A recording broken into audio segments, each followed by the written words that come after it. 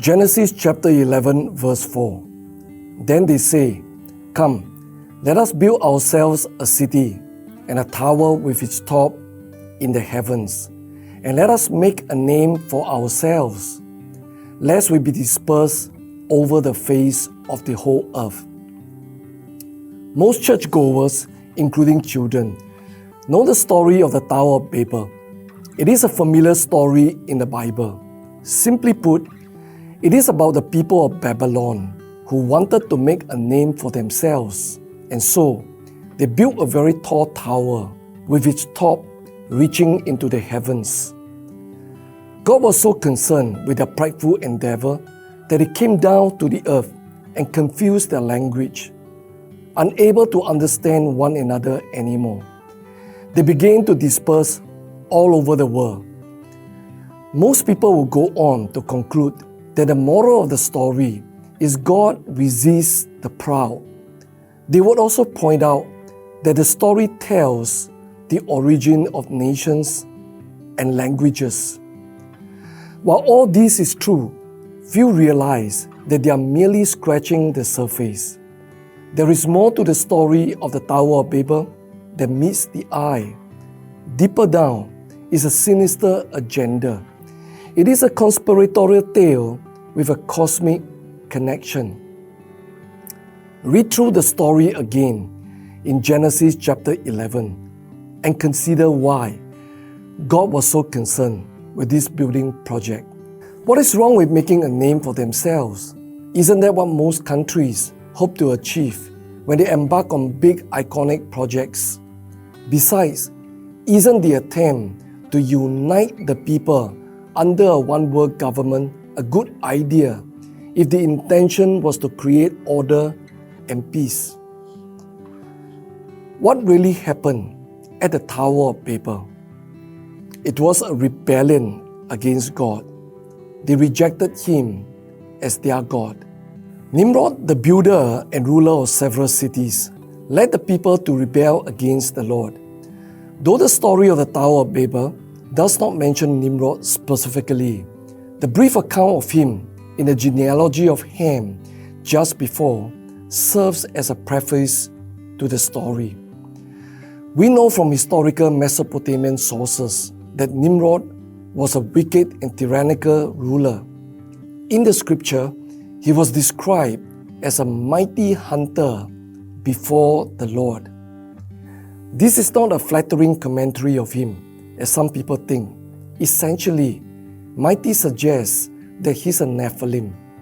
Hunter refers to his cruel nature of hunting down those who did not submit to him.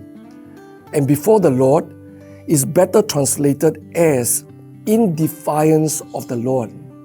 So the statement means that Nimrod is a tyrannical ruler who opposes God. Josephus, the famous first century Jewish historian, had this to say about Nimrod. Nimrod set up tyranny. He opposed Yahweh and did his utmost to get people to forsake him. Just that you know, Nimrod means to rebel.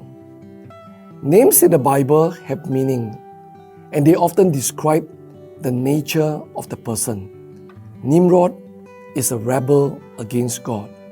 Nimrod did not just unite mankind to rebel against God. He enlisted the help of the gods in this daring endeavor. That was the purpose of building the tower.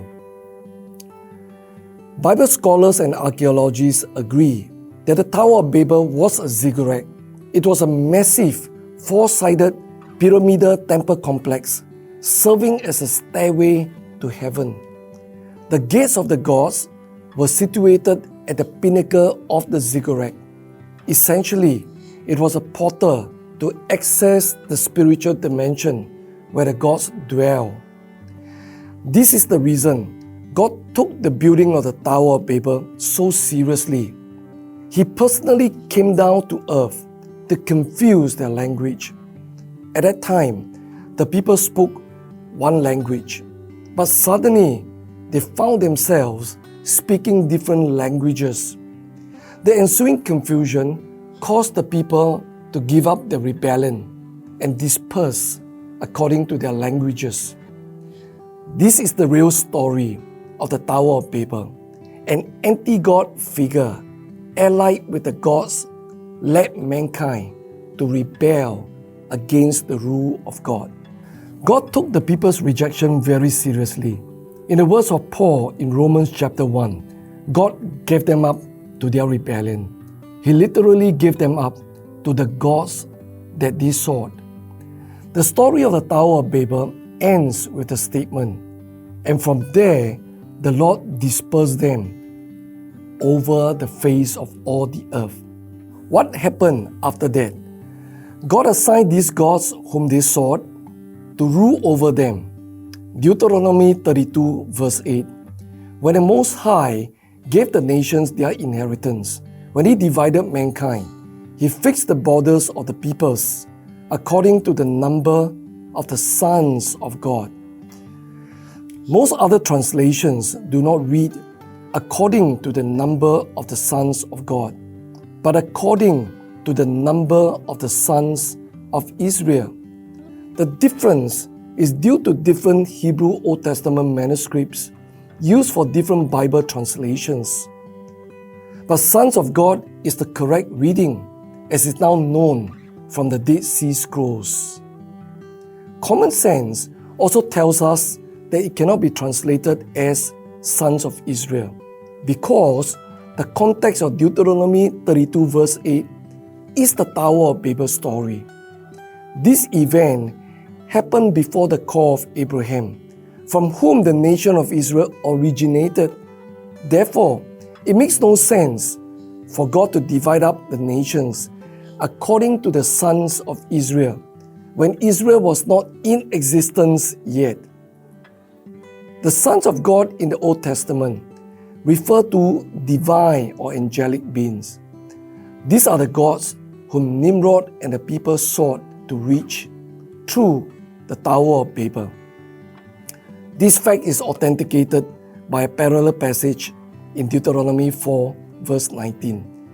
And beware, lest you raise your eyes to heaven, and when you see the sun and the moon and the stars, all the hosts of heaven, you'll be drawn away and bow down to them and serve them, things that the Lord your God has allotted to all the peoples under the whole heaven. Again, we see that God has allotted the nations to the gods, which are depicted as starry hosts. This is an obscure but important biblical truth. When you understand this truth, you will understand that the nations are under the control of fallen angelic entities, and they work against the purposes of God. An example is the prince of Persia, who fought against the archangel Michael. Christians shouldn't be surprised, because the scripture clearly says that Satan is the god of this world. Satan does not work alone. He rules the world through an organized network of high-level angels presiding over the nations. At the end of this present age, another Nimrod-type figure, commonly known as the Antichrist, will emerge to unite the nations and peoples and lead them in rebellion against God. A new Tower of Babel will be rebuilt figuratively. Already, we are seeing many signs converging and pointing to the formation of a one-world government as prophesied in the Bible. The efforts have been in progress for many decades. Barely 2 months after the end of World War II, the United Nations was formed. 51 nations committed themselves to maintaining international peace and security, developing friendly relations, and promoting social progress, better human standards, and human rights. Today, the United Nations has 193 member countries. Interestingly, a year before World War II ended, the International Monetary Fund, IMF, was established. 44 founding member countries sought to build a framework for international economic cooperation. Today, its membership stands at 190 countries. The IMF is a major financial agency of the United Nations. The World Health Organization, WHO, was established in 1948. It is a specialized agency of the United Nations responsible for international public health. These are just 3 examples of global organizations that were formed in the past few decades. Their formation came in the aftermath of the major crisis of World War II. I observe that crises have a galvanizing effect. People and nations will be motivated by fear to come together and fight the common enemy. This common enemy might be a wicked regime like Nazi Germany and Japan in the Second World War, or a deadly virus. In the Tower of Babel story, the crisis was the flood that destroyed the whole world. Nimrod and the people resented God for sending the flood, and they vowed that was not going to happen again. So they sought the protection of the gods. Well, you can argue that many good things have come from globalism and the cooperation of nations.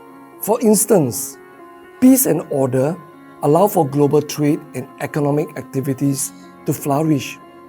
As a result, many nations prosper and the lives of their citizens improve. While that might be true to an extent, there are many unjust practices perpetrated by powerful nations against resource-rich but weak nations. These nations are kept in perpetual debt and therefore under the control of powerful nations. And don't forget that the nations lie in the sway and influence of the gods presiding over them. Ultimately, their agenda is to usurp God and prevent Him from setting up the millennial kingdom on earth. These fallen angelic entities and their human agents will show their true colors as we get closer and closer to the end of this present age. Presently, they are beginning to rear their ugly heads as they attempt to seize totalitarian control by manipulating food and energy supplies, instigating wars and the climate change, LGBT and pandemic agendas. Here's an example. Recently, the WHO is trying to make amendments to the pandemic treaty that will give it the power to dictate pandemic response policies in its member states. If successful, it is essentially a power grab where the member states yield their sovereignty to the WHO in the event of a health crisis. This is an extremely dangerous development. In 2010, the US National Intelligence Council and EU Institute of Security Studies, in consultation with major think tanks of developed countries, published a report titled The Global Governance 2025 at a Critical Juncture. The report predicted that a global government could emerge in 2025. We are presently witnessing the building of a new Tower of Babel. The one world government, as predicted in the Bible, will be a reality soon.